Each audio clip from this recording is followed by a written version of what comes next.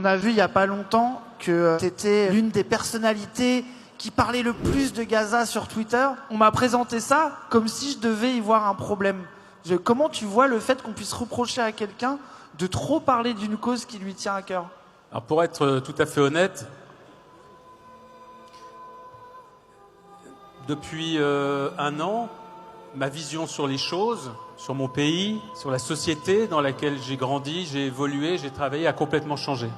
Ce qui s'est passé, c'est que j'ai compris que je ne vivais pas dans le pays dans lequel je croyais vivre. J'étais extrêmement étonné de constater que mes interventions médiatiques ou mes publications, tout à coup détonnaient. On disait, mais c'est bizarre ce que dit Caron. Mais moi, je comprenais pas pourquoi on n'était pas parmi les personnalités publiques, j'entends.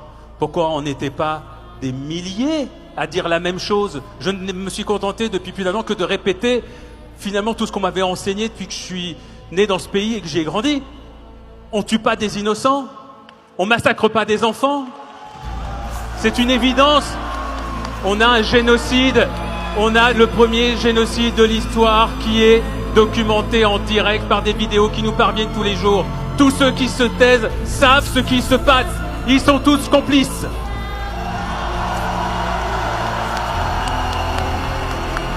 Je ne pardonnerai pas à ceux qui se sont tus. Jamais. Merci. Et je vais vous dire autre chose. Oui, oui. Je pense que cette question-là, cette question du génocide en direct, elle a créé quelque chose aussi très important dans la société.